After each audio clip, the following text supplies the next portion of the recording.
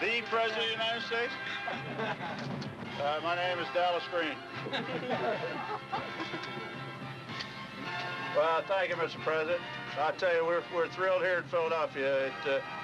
We waited an awful long time for this moment, and a lot of people said this baseball team couldn't do it, but I think we proved otherwise. I think we proved we're the best in 1980 in America.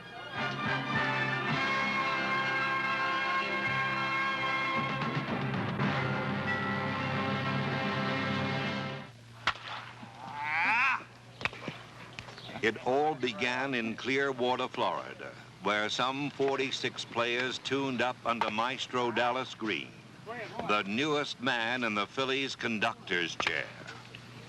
It's like the Boston Symphony Orchestra. You have a bunch of fabulous musicians, but if you don't have a maestro to put them all together and let them make their music and make that sound come out right, then the musicians are lost. And I think this year Dallas is the kind of maestro the ball club has been looking for. And I think with his leadership and the ability to take our talents and give it direction, I think we're absolute favorites this year.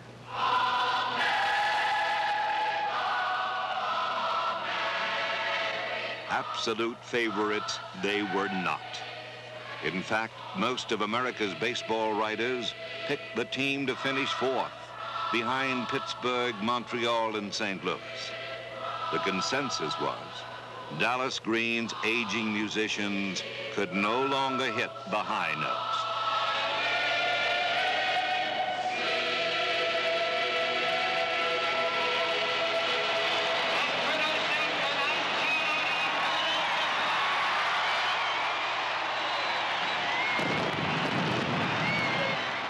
Could Dallas Green stop the Phillies' decline? Or would the preseason death notices hold true? As soon as the first ball was delivered, Philly fans would have their answer.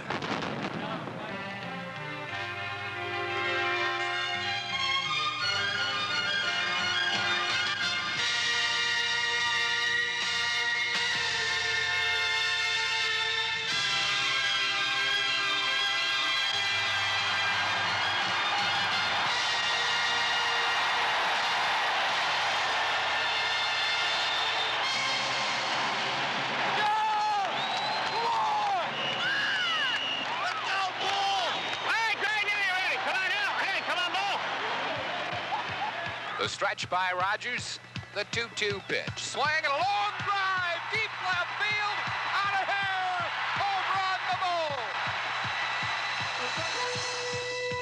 ball. On opening night, the Phillies were a picture of good health. There was new spirit in the ranks, and Larry Bowa's ever-present determination was evidence of one very important thing. This was not a dying baseball team.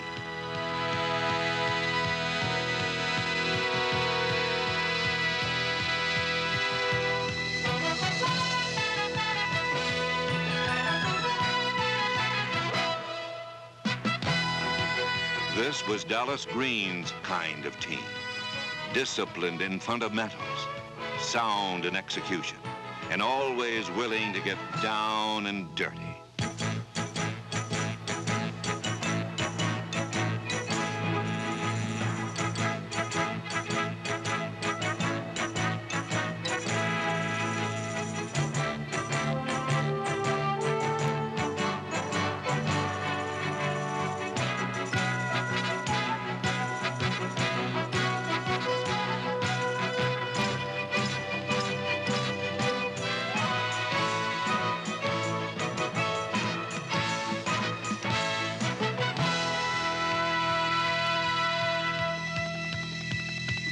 Like all Philly teams of recent years, the 1980 club was outstanding in the field.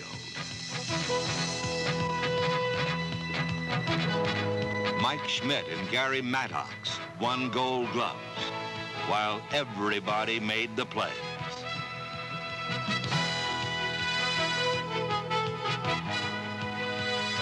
Year in and year out, no team in baseball plays better team defense than the Phillies.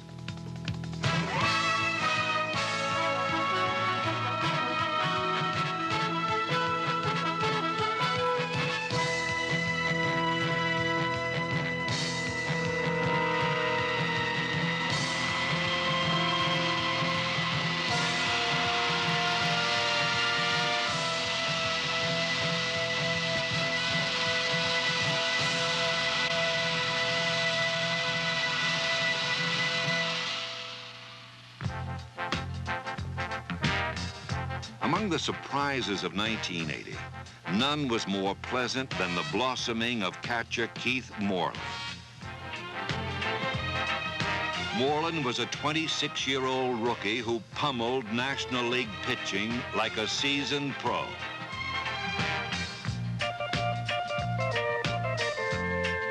On July 27th, his batting average climbed above the 300 mark. It stayed there the rest of the season.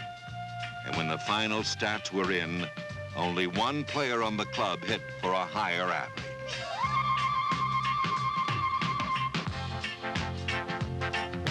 That man was 24-year-old rookie Lonnie Smith, Philadelphia's offensive catalyst. In only 100 games, Smith led the club in stolen bases and led the league in hustle. While Smith and Moreland enjoyed fine rookie seasons, second baseman Manny Trio had his best season as a Philly. The same was true for Bake McBride, whose 87 runs batted in were a career high. But the man whose inspirational presence sustained this club was Peter Edward Rose.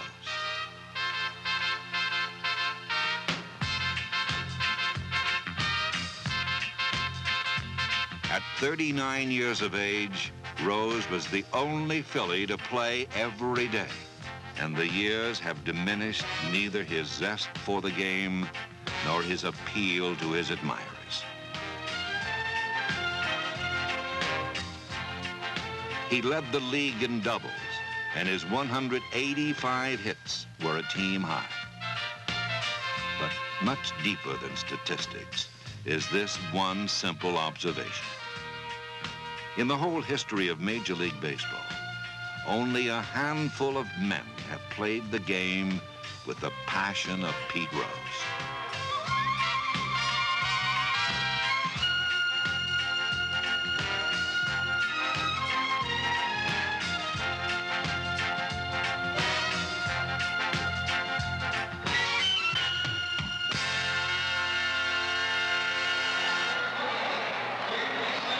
And finally, there's the man whose bat has launched more home runs in the past 7 years than any other active player.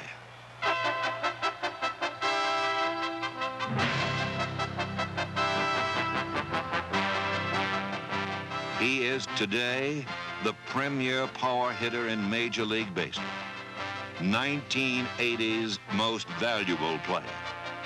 His 48 home runs established a new Major League single-season record for third baseman and earned him his 4th home run title in 7 years. Michael Jack Schmidt, Philadelphia's Sultan of Swat. Come on, lefty, strike him out! Pitcher Steve Carlton, Philadelphia's King of the Hill.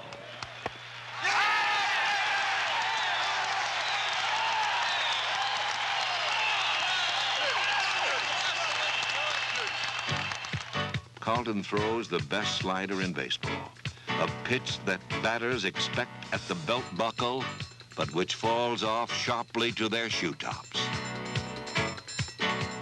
It's a pitch that's made many a major leaguer look rather foolish.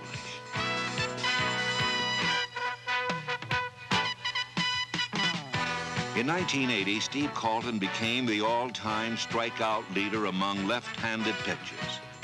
Just another souvenir in the case. At age 35, Carlton started more games, pitched more innings, struck out more batters, and won more decisions than any pitcher in the National League. Not surprisingly, he also collected his 3rd Cy Young Award. The right-handed half of the league's best 1-2 starting combination was Dick Ruthven.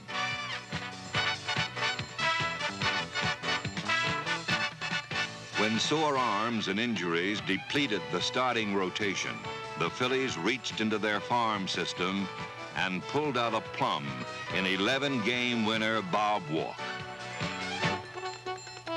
Later in the year, 6'5" Marty Bystrom arrived from Oklahoma City, eager to contribute. And contribute he did, starting 5 games, winning all 5, and earning acclaim as the National League Pitcher of the Month in September.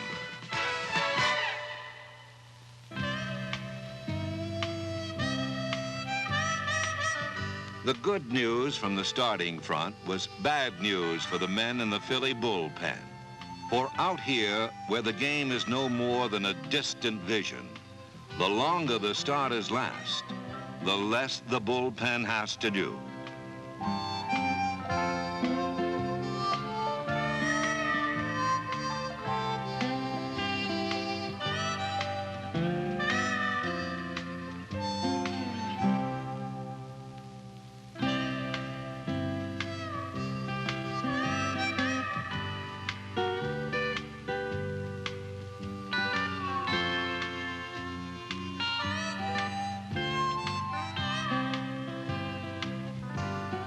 For bullpen boredom, there's only one known cure. Yeah. Byron.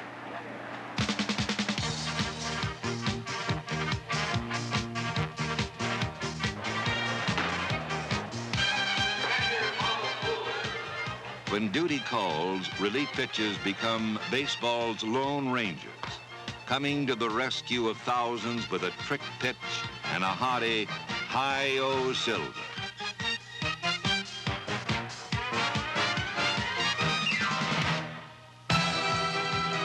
On the field, a relief pitcher's problems are many. First off, there are those who wonder if he can do the job at all. At the mound, his instructions are simple. Bail us out, or it's back to the bush leagues. Throughout the 1980 season, the men with the gunfighter eyes did the job, arriving in the heat of battle and dousing the fire. And by mid-season, real help was on the way. On July 17th, after a 3-week bout with tendonitis, Tug McGraw returned to the Phillies. He allowed just 3 earned runs the rest of the season, due mostly to his famous screwball, a wrong-way curve that murders right-handed batters.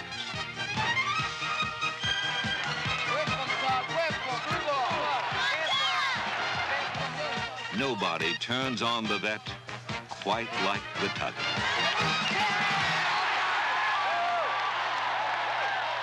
Of course, every night at Veteran Stadium is an enlightening experience. Oh, pal! Yo! Get that whistle out of here, would you, man? For the kids, a night at the vet can mean a free back-to-school gift from Tasty Cake. For the Phils, it could mean a visit from umpire Dutch Rennert. No, Dutch, no. I know it was low. Might have been away. At least one umpire is always welcome. Hi, sweetheart, I miss you. Get the Hey, we're on TV and radio now. My wife's there, don't do that. Eric Gregg, the Fanatic's favorite. Hey, Gigi, let's go, right here. Come on, let's go. Come on now. Come on, Mike! Hit a gapper for us. Come on, get us started. Hey, Bake. Hey, let's go. Come on, base hitting.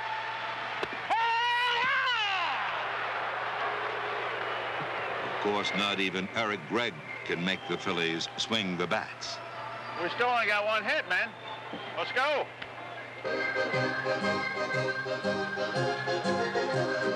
So when things are a little slow, that's when Paul Richardson takes over at the stadium keyboard.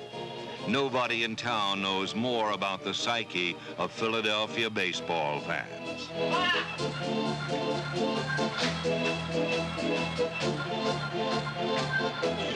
It's the ethnic things that they can clap their hands to. That seems to get the best response. But the situation isn't right. You got a tie ball game. It's 2 tenths yet. Hey, good inning, Bobby. Come on, let's go. Come on, Bobby. Boone hitting .228. 9 homers. He has knocked in 51 runs.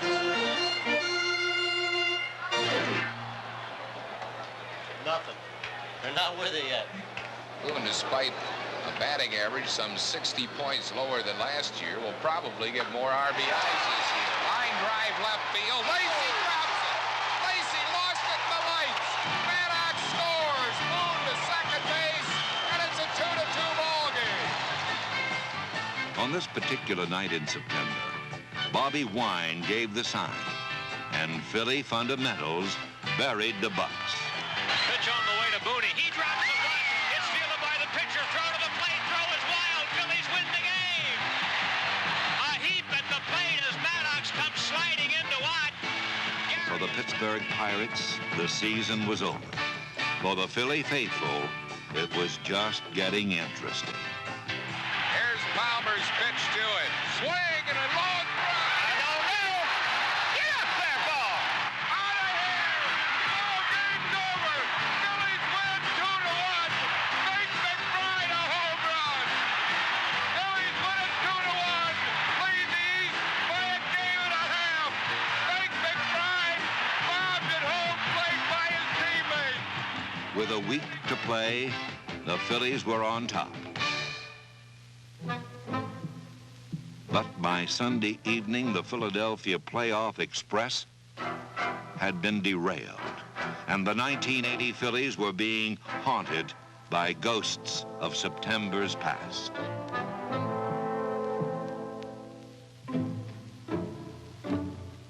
Were Philly fans about to be disappointed? The 1-1 pitch, swing and a ground ball, base hit. Phillies win it 6-5.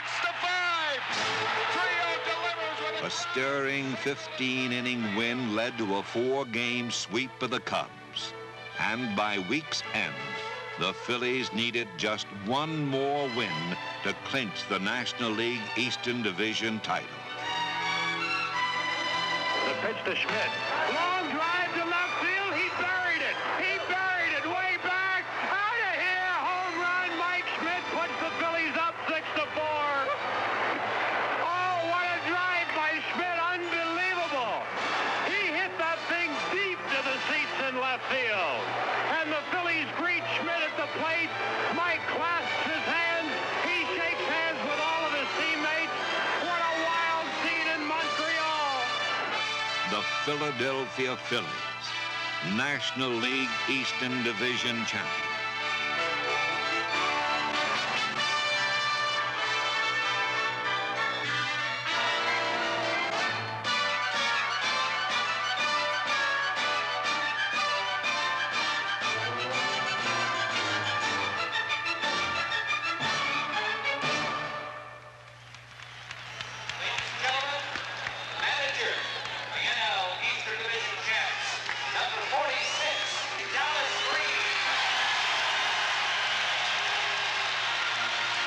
Game 1 of the League Championship Series was like opening night revisited, right down to the particulars.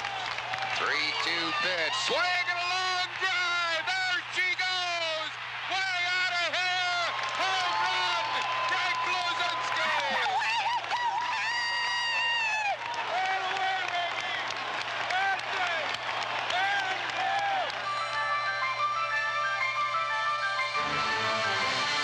Philadelphia's one-game lead was quickly erased. The Astros took Game 2 in extra innings, sending the series to the Houston Astrodome, a place where the Phillies were anything but welcome.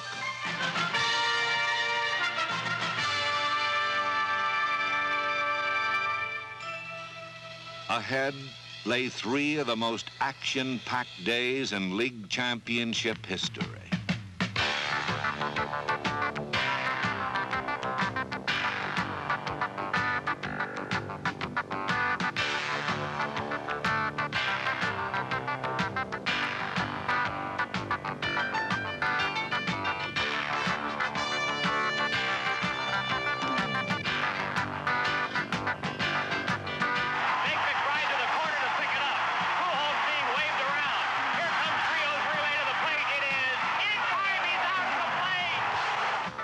In Game 3, both teams had scoring opportunities. But each time Larry Christensen was in a jam, his defense bailed him out.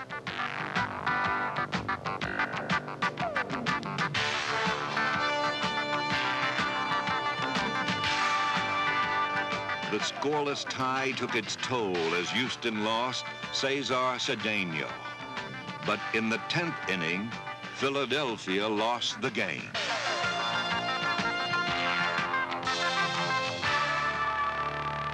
The Phillies were just one game from extinction. And the umpiring in Game 4 didn't make things any easier. One hopper to the pitcher. He throws to first. Maddox is out at first. Everybody else is safe. Wait a minute. What's Harvey ruling? Wait a minute. A triple play? No, no way. They're ruling a triple play. They're ruling the ball was caught on the fly, and it was not.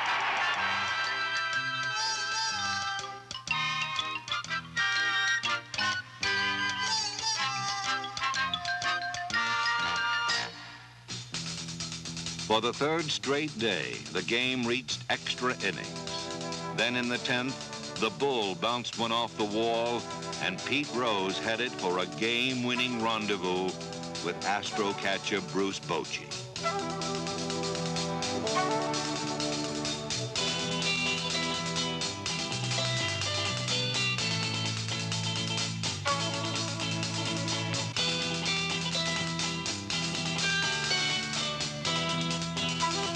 In the decisive 5th game, Philadelphia once again received last rites.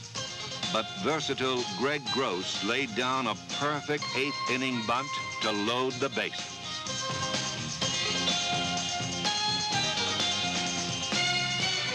Time now for the series MVP to nail down the award.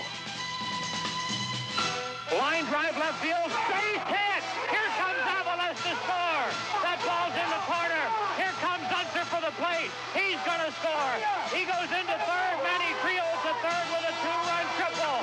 Phillies lead the game 7-5! When Houston had the audacity to tie the score, Gary Maddox's big clutch hit nailed down the win.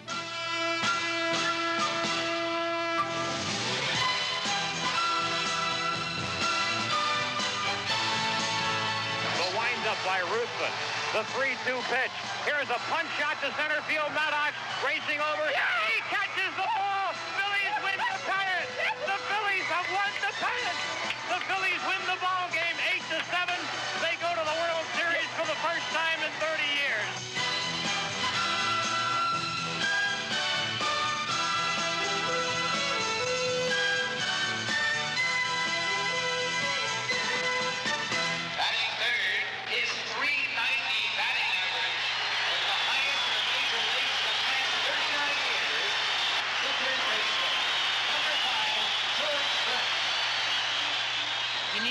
Adversity to bring out the character in all these teams.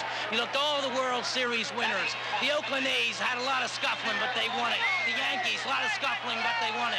Kansas City likes each other too much. They're going to lose.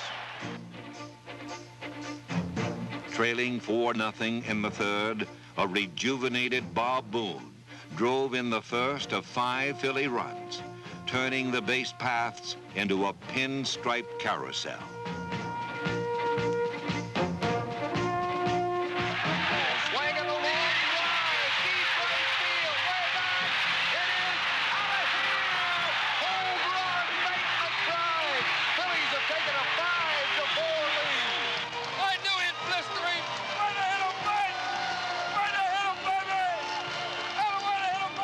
Philadelphia's 5-run rally sent the Royals down to defeat. And in Game 2, a 4-run 8th inning gave the Phillies yet another come-from-behind win.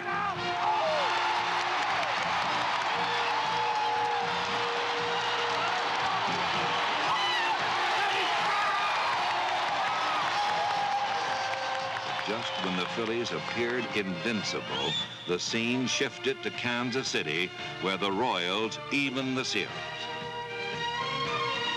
In the all-important fifth game, Kansas City took a one-run lead into the ninth and sent out their bullpen ace to protect it. The Phillies sent out pinch hitter extraordinaire, Del Unser. Here's the pitch to Unser. Swing and a smash past Akins and down the right field line. Mike Schmidt is heading for third base, being waved around third. Here is the relay throw to the plate, and Schmidt is safe at home plate. Unser eventually scored the game-winning run, and the Phillies returned home just one win away from their first ever world championship. But by now, it was a bygone conclusion. Here's the pitch to Schmidt. Swing and a line drive, hit right center field. Boone scores. Here's Lonnie Smith being waved around. He scores, and the Phillies lead it 2-0.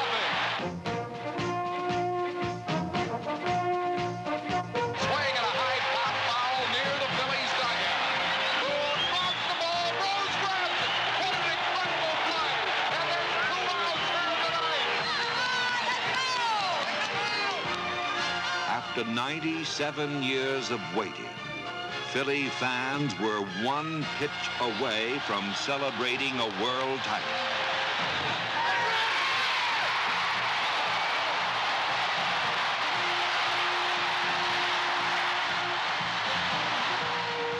The celebration poured out into the city as more than 1 million people lined the streets to pay tribute to their conquering heroes.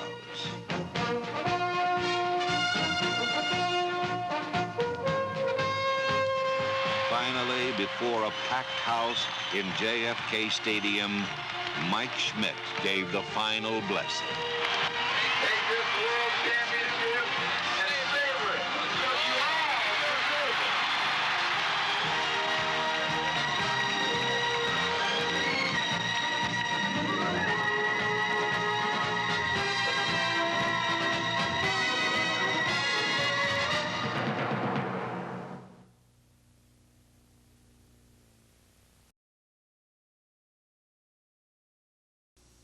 Beating the Yankees, I think, in the third game the other night was the most excited I've been. Oh, this is fabulous. This is about the greatest thing that ever happened to Kansas City, I'll tell you. George Brett against Rich Gossage. 2 down. Wilson at second. Washington at first. Fastball. Drilled to right field. Back it goes. It's gone. George Brett has just hit a towering 3-run homer. The Royals lead the Yankees 4-2. And now they're just 9 outs away from their first American League pennant. Dan Quisenberry is being mobbed by his teammates. After coming so close so many times, the World Series will be coming to Kansas City. No question about it. They were going to beat Houston all of it. They just wanted to make it to the last minute to make it like drag it out and make it look really good. This actually is bigger for us, I think, than the bicentennial, Gary Maddox stands in. Unser at third. 2 outs, top of the 10th. LaCourte's pitch. Maddox swings, line drive, center field. Gould can't get it. Unser scores, and the Phillies lead 8-7. Unbelievable. This team just won't quit. The Phils have come from behind again. The Phillies have done it. It took 30 years and 5 murderous games with Houston, but finally the Phils are going to the World Series. I've been waiting 30 years for this, and 4 in a row, I guarantee it. We've waited a long time, but it's worth the wait. Sure, it's been worth the wait. There's no doubt about that.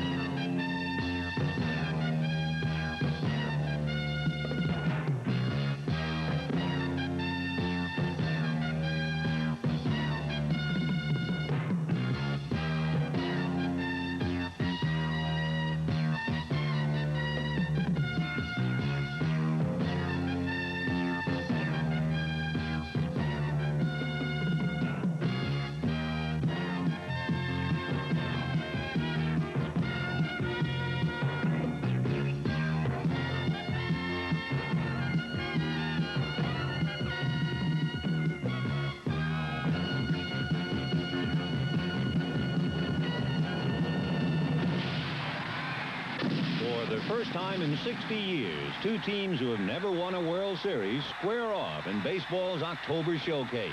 Another first. Never before have both World Series teams been led by rookie managers. But Kansas City's Jim Fry and Philadelphia's Dallas Green are given much of the credit for turning around their team's fortunes and bringing about this historic meeting. In the city of brotherly love and baseball near misses, it's time to let go and celebrate. For 1950 seems an eternity ago. Eddie Sawyer, the manager of that last Phillies pennant winner, is Game 1's first ball hurler. Despite their grueling championship series with Houston, it's a relaxed and confident Phillies team. On the mound is Bob Walk, the first rookie pitcher to start Game 1 in 28 years. And batsmen like Amos Otis are just itching to get a crack at the kid. With a man on first in the second inning, Walk gets a rude World Series introduction.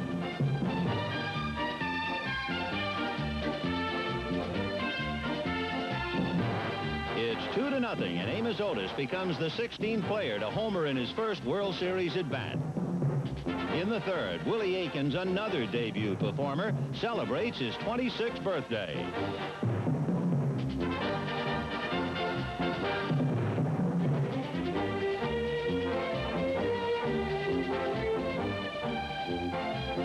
Just ask Willie Aikens if it doesn't feel good to be 26 and 4 runs in front. A couple more base runners put Clint Hurdle in the driver's seat.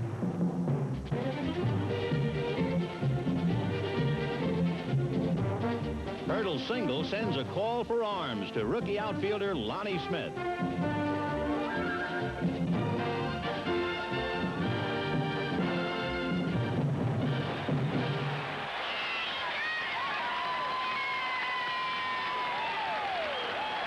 Still, with a 4-run cushion, 20-game winner Dennis Leonard ought to be breathing easily. But there's no such thing against these feisty come-from-behind Phillies. In the third inning, Larry Boa strikes a blow for the bottom-of-the-order brigade.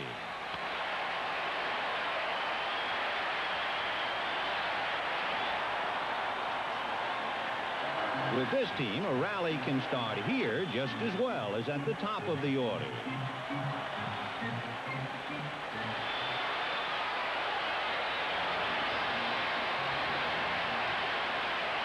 The scrappy shortstop knows that someone has to stoke the coals. It's the third time in World Series history the designated hitter rule is in effect, so batting ninth is catcher Bob Boone.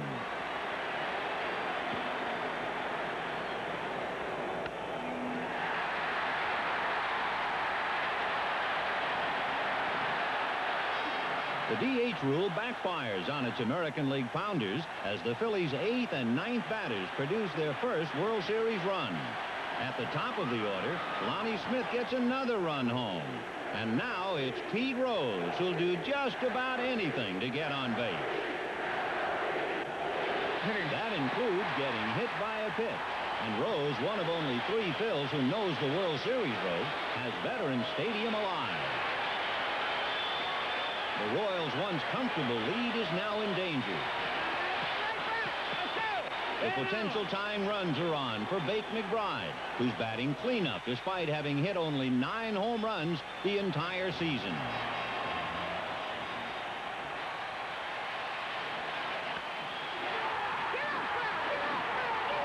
High, deep, and gone.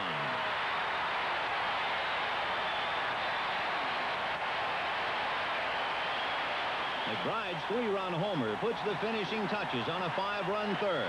And the Phillies, who came from behind in all 3 championship series victories, have catapulted into the lead. 2 more runs extend the Phillies' lead to 7-4. And the insurance tallies help Bob Walk settle down in the middle inning. But with a runner on in the 8th and nobody out, the massive frame of Willie Aikens is an ominous presence.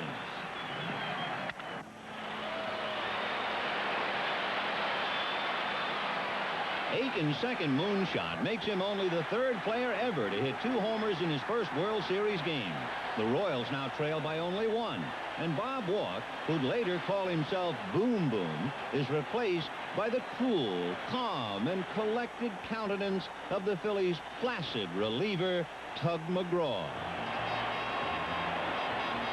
With 2 out in the 9th, it's Willie Wilson against Old Stoneface, who never seems to get excited. The 7-6 win gives the Phillies an indescribable feeling, one they've been waiting for since 1915. It's time to play for a knockout. Having scaled 1 hurdle against the favored Royals, the Phillies are now looking for 4 in a row. Who better to continue the quest than Steve Carlton, the Phillies' ace left-hander, who faces Larry Gurra, the Royals' top southpaw. A far cry from the tumultuous Game 1, the second outing belongs to the pitchers, at least until the top of the 7th. With the Phillies leading by 1, Carlton's sliders start slipping. 3 walks load the bases with blue shirts, and the series' hottest hitter, Amos Otis, waits impatiently.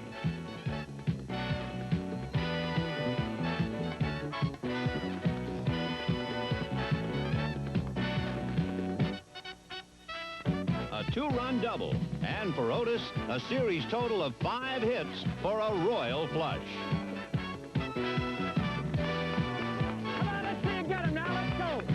A sacrifice fly extends the Royals' lead, and again the Phillies must stage a late-inning rally.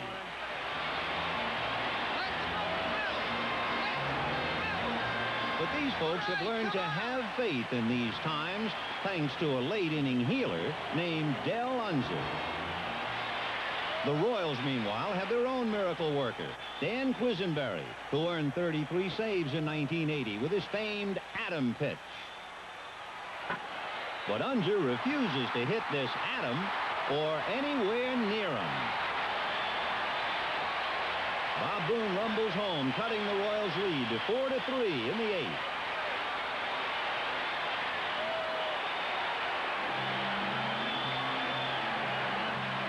A ground out advances Unser to third, and the infield is drawn in for Shake and Bake McBride.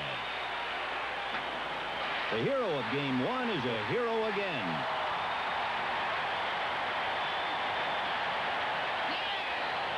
The game is tied 4-4, but the Phillies aren't done yet with their big gun Mike Schmidt at bat.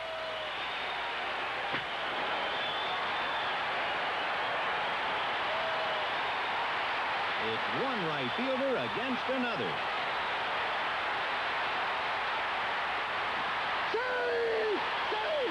Once again, the team that wouldn't die saves its best until its backs are against the wall.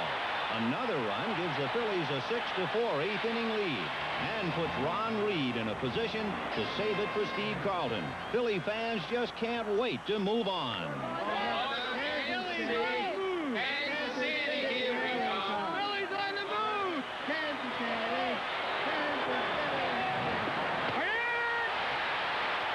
For the first time ever, a Phillies team has 2 wins in a World Series.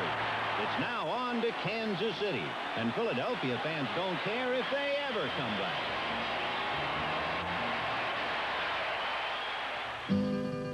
A city of sparkling waters and Midwestern charm, Kansas City's caught the fever because its favorite 12-year-old is coming home. Kansas City fans have waited a lifetime, and now the whole world is watching. The Royals are down 2-0, but 7 teams have come back after losing the first 2, so no one's about to roll over just yet.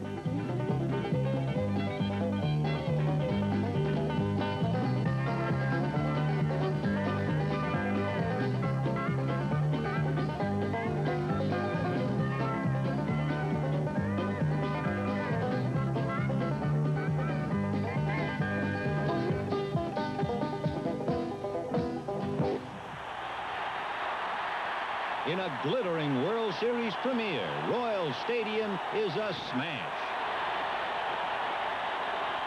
The fun's hardly begun when up steps George Brett in inning 1. It's a huge relief for Royal fans because the most celebrated case of hemorrhoids in recent memory had forced Brett out of Game 2 in the latter innings. With the hopes of all of Kansas City and an operation the day before, the indomitable Brett is back in the lineup. Dick Ruthven, the Phillies starting pitcher in Game 3, has the unenviable chore of facing the game's best hitter in front of his adoring legion.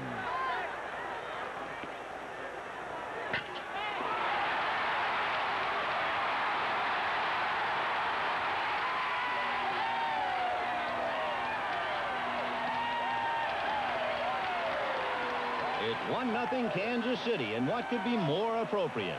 The first World Series hit at Royal Stadium is a home run by the one and only George Brett, who has, in his own words, put my troubles behind me. The Phillies, however, are not behind for long, and the game stays knotted into the 4th inning when Willie Aikens bats with 1 out and nobody on.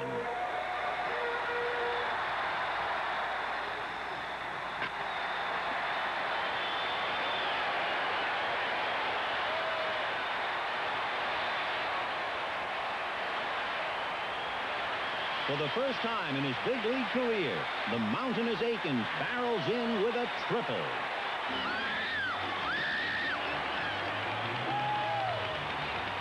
Next up for the Royals is their Big Mac, Hal McRae. McRae's single scores Aikens and puts Kansas City in the lead 2-1.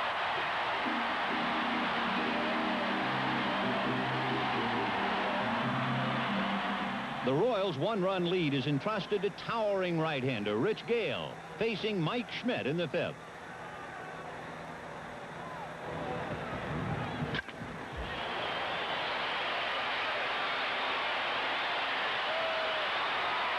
For the first time in 19 career postseason games, Mike Schmidt gets to display his home run trot.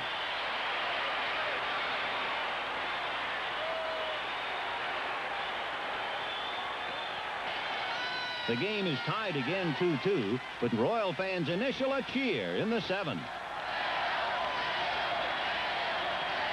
In KC, AO stands for Amos Otis, and the red-hot Royal center fielder gets ready to send this ball a WOL.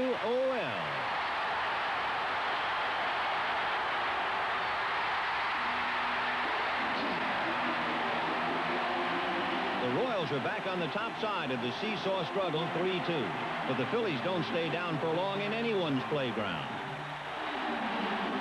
One more comeback in the 8th, and this battle royale heads into extra innings with the Phillies mount a 10th inning threat.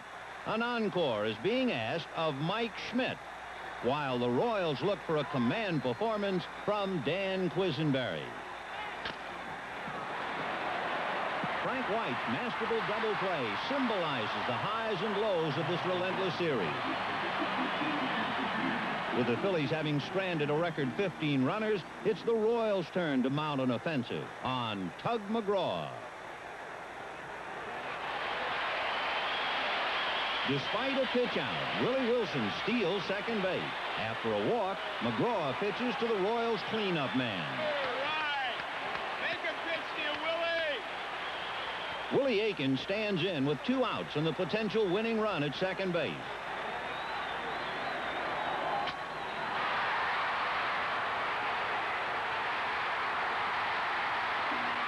Wilson's victory dance brings the 12-year history of Royals baseball to an exultant climax at home plate.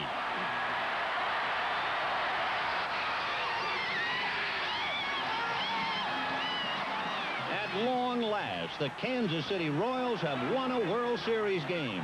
And no matter what happens next, they'll savor this one forever, for the first one's always the sweetest. Game 4 of the 1980 World Series, and a glorious autumn afternoon. In Missouri, this day has been proclaimed Kansas City Royals Day. Philadelphia still leads 2-1, but this team of Royals is fired up. And in the first inning, the pride of the Show Me State shows them.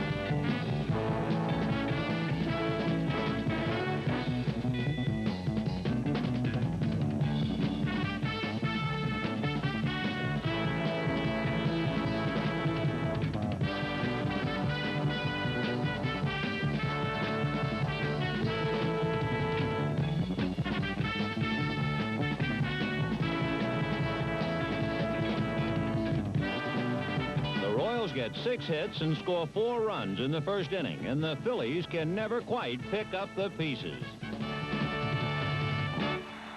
The series is tied at 2 games apiece. Dennis Leonard is the winner with a save from Quisenberry and 2 homers from Aiken.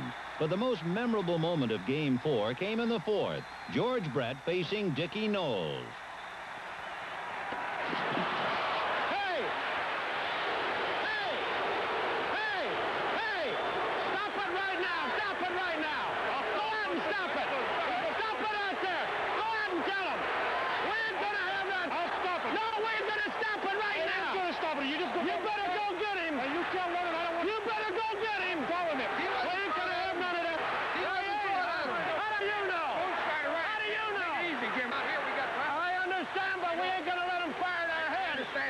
There ain't no doubt about that pitch, was there? We'll handle it. We'll handle it. Take it easy now, Jim. As Fry departs, home plate umpire Don Denkinger lays down the law. I'm just going to stop it right now. We're not going to have anybody throw at anybody, okay? Because if I think you're throwing at somebody, then I'm going to run you, okay? Okay. The message is loud and clear, and Denkinger puts the issue to rest once and for all.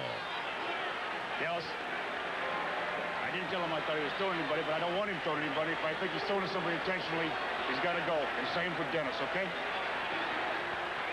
With no more conflict in Game 4, both the Phillies and Royals turn their attention to the critical 5th game. In this, baseball's first all-artificial turf World Series, even the groundskeeper's efforts are intensified.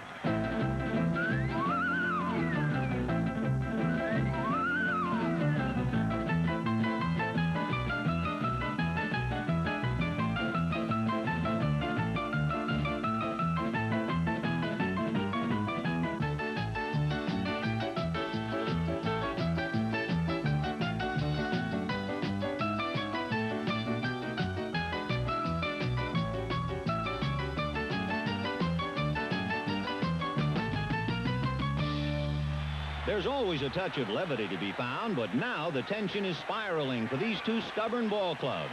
Game 5 ceremonial first ball thrown out by Bryce Durbin, representing the 500,000 athletes in the National Federation of High School Athletic Associations. The real first ball will be thrown by Larry Gura, who's already turned in a commendable performance in Game 2. After a scoreless first 3 innings, Bake McBride bats with 1 out in the 4th.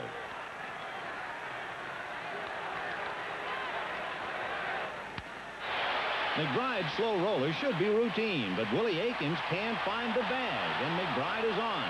Aikens' seemingly trivial error could become the game's first pivotal play, for you hate to put a base runner on with the Major League's home run king, Mike Schmidt, up next.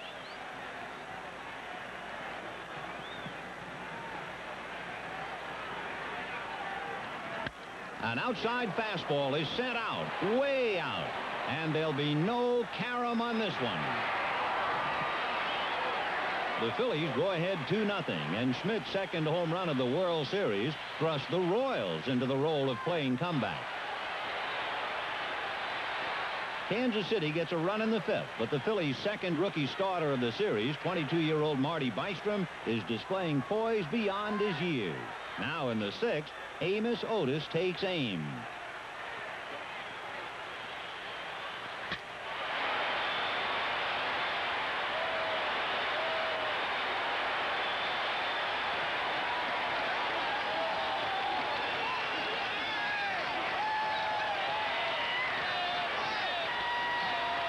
The game is tied at 2-2 as Otis, with 11 hits and 7 RBIs, continues to look the part of series MVP.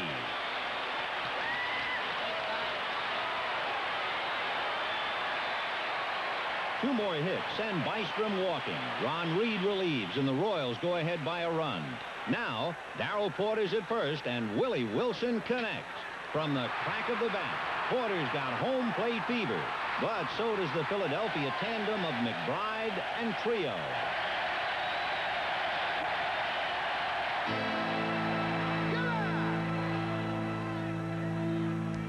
The Royals lose a chance for a possible big inning. Now in the 9th, it's up to tireless Dan Quisenberry to protect a precarious 1-run lead. The ninth inning is a lonely chamber of boundless tension and icy resolve. The whole series riding on every pitch. Hey, come on, kid. Mike Schmidt leads off.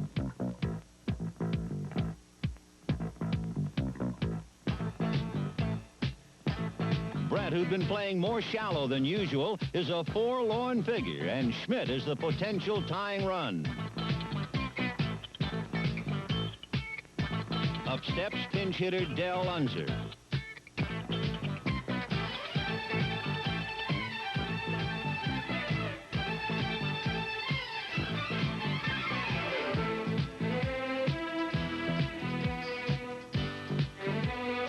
The comforts of home. One man's celebration is another fan's nightmare.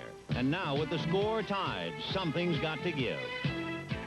The uncanny Unser has been sacrificed to third, and now with 2 outs, the batter is Manny Trio.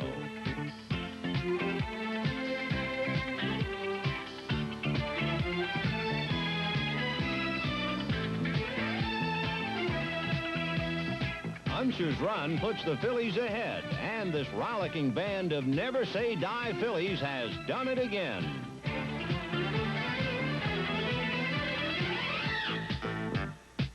After Hal McRae's long fly ball to left falls just foul, Tug McGraw has to catch his breath. The Royals then load the bases. With 2 outs in the bottom of the ninth, Jose Cardenal's at bat.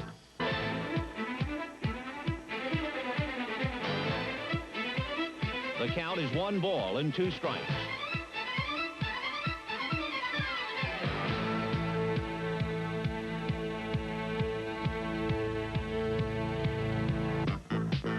It's a triumphant Tug McGraw, and the Phillies have scratched and clawed and hung on for dear life to take a precious 3-2 lead back to Philadelphia. Game 6 brings out almost 66,000 fans, the largest World Series crowd in 16 years. A record-breaking television audience is also watching.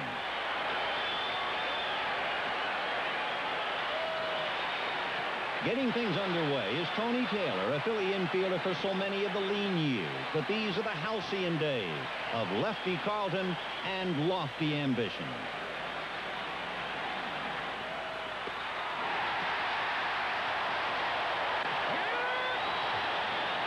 For 7 innings, Carlton sends the Royals down with hardly a whimper. But his opponent, Rich Gale, is hard-pressed to keep pace. With no score in the third, Gale walks Bob Boone and faces speedster Lonnie Smith.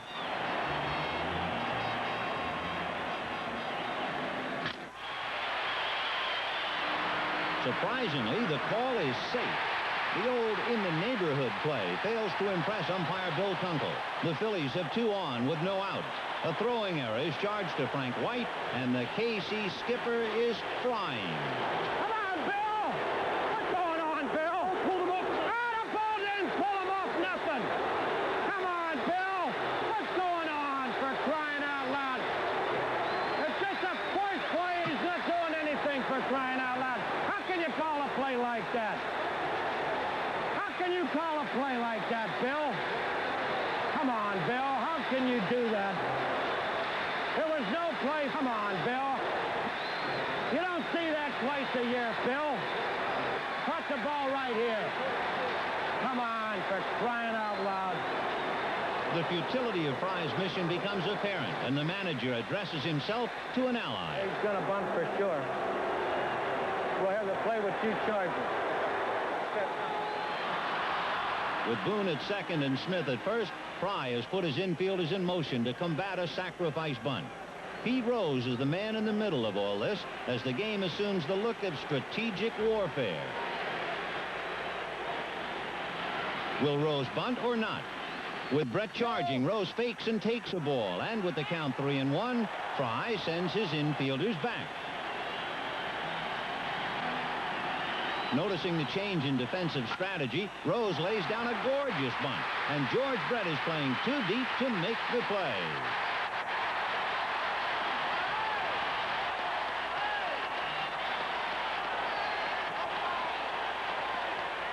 Without a ball hit out of the infield, the Phillies have loaded the bases with nobody out. score it a hit for Rose and give the round to Philadelphia. Mike Schmidt, the batter.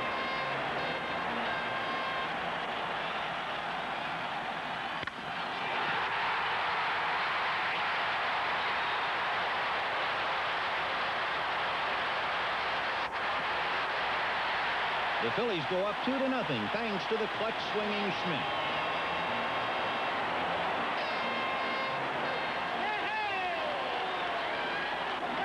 The lead then swells to 4 and holds until the 8th inning when Tug McGraw relieves a tired Steve Carlton. The Royals break through for a run, and with the bases loaded, it's designated hitter Hal McRae versus designated stopper Tug McGraw.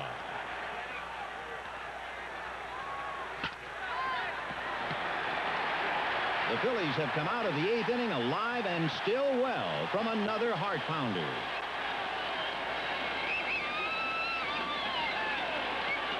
Still, this slap-happy fellow has a truly astonishing flair for drama, and the 9th inning will provide even more.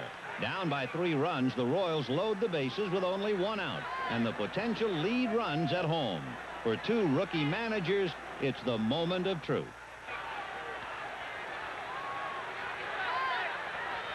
Tug McGraw fires to Frank White, who pops it up.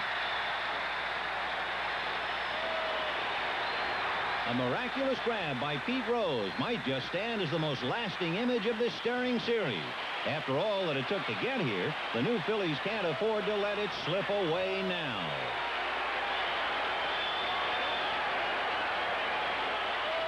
It goes in the books as out number 2.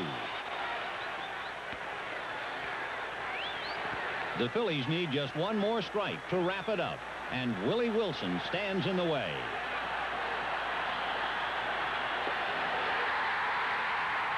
At 11:29 p.m., October 21st, 1980, the ghosts of Phillies past are finally laid to rest.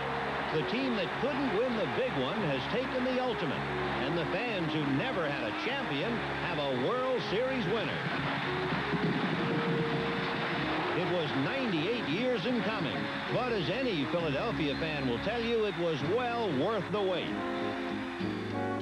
The 6-game Philly triumph brings tears to the eyes of General Manager Paul Owen and Philly fans everywhere.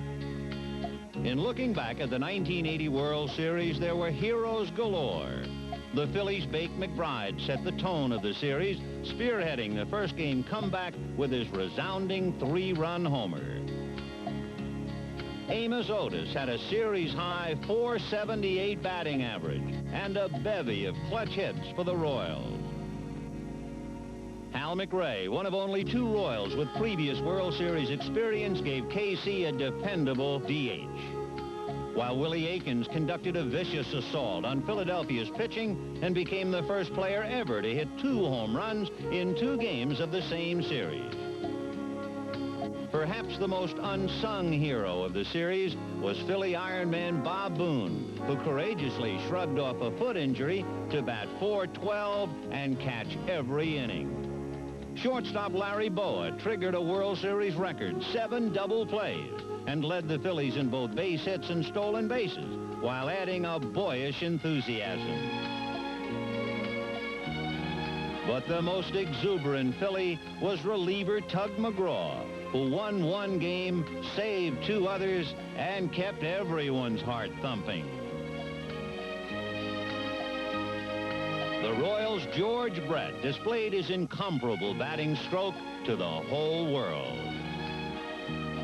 Steve Carlton, the man they call Lefty, struck out 17 in 15 innings and accounted for 2 of the Phillies' 4 wins. And finally, Mike Schmidt, who silenced his critics by winning the World Series MVP trophy, then saying graciously, "I'd like to chop it up into at least 25 pieces and give some to all the other guys." One and all, the 1980 Philadelphia Phillies are baseball's world champions.